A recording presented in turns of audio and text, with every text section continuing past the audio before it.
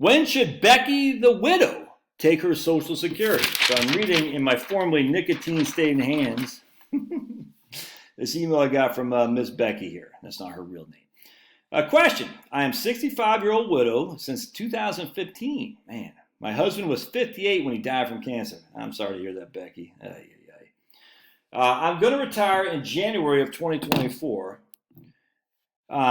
Thanks to your awesome video, she says. Well, you're welcome. Is it better for me to take my Social Security, which is more than I would get from my deceased spouse, to let mine grow to full... No, that doesn't make... All right, so is it better for me to take my Social, which is more than what I get from my deceased spouses, to let mine grow to full retirement age at 66 and 8 months? I think she might have meant, or let mine grow. All right. His Social Security was about $1,400 a month. Mine was 65. Mine was 22.25 in January. She has a pension and a 401k and an IRA. My retirement guy suggested it would not be smart to take money out of my retirement accounts to cover the roughly $825 a month. Okay, I'm just confused by that. But you always say do the widow's payout until full retirement. How do I figure out which one to take? Okay, I'm not quite. I think what she's basically saying, she said, look, my survivor benefit is $1,400 a month. My own benefit would be $2,200 a month, and that's okay. That's where the $825 difference is. So she's saying her retirement guy is saying it would not be smart to take money out of her retirement accounts to cover the $825 a month difference. So what's happening here? Let me just draw this out for you. Hold on a second.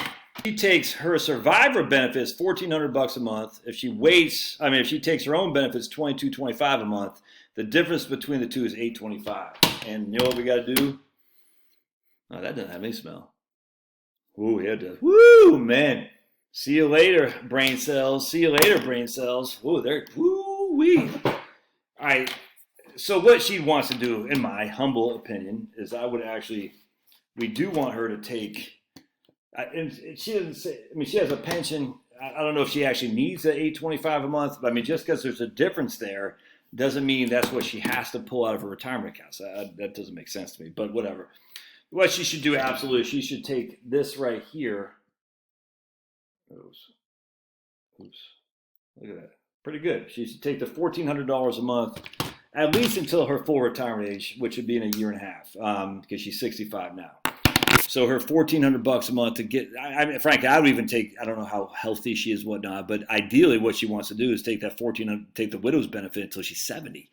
Because that $2,225, we'll just say it grows for 5 more years, we'll just say 7.5%, $2,225, present value, 7.5% is our interest rate, 5 years, 0 payment. That'll be worth $3,200 by the time she's 70 years old. And then she drops the widow's payment and takes her own benefit.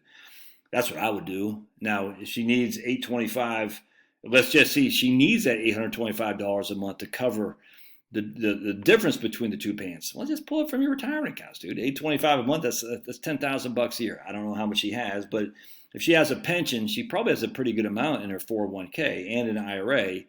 Simply because if she had a pension, that means she stayed at a place long enough for it to grow.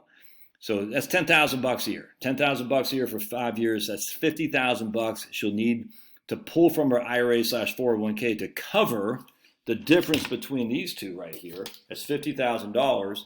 And then once this guy drops off, this won't be $2,225. It's going to be $3,200, dudes. That's an extra $1,000 a month. So by the time $1,000 a month. So by the time she's 74, she'll made up that $50,000 difference that she had to take from her IRA to cover the difference between the two accounts. Does that make sense? So by the time she's 70 and the widow's benefit drops off and she has her own benefit, she's going to get an extra $1,000 a month in Social Security. $1,000 a month times 4 years is $48,000. We'll just say it's $50,000 for simplicity. She's going to have to pull $825 a month, basically $10,000 a year, for the next 5 years from her IRA to allow her own retirement benefit to grow. All right. So that $50,000, she'll have to replace that. She don't have to replace it, but she'll have to pull that from her IRA.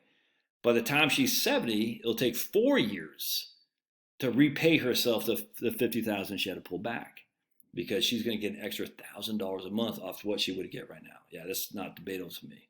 She should take the widow's benefit until she's at least her full retirement age, but ideally until she's 70, and just live off her IRA and just pay the tax on her out. Be done with it. She already got a pension. She's a single taxpayer. She's already probably in the 12% tax bracket anyway. An extra $10,000 isn't going to kill her, from a tax perspective. I don't know how much her portfolio is worth, but my goodness, man, this is a slam dunk. Anyway, love your thoughts. We'll see you.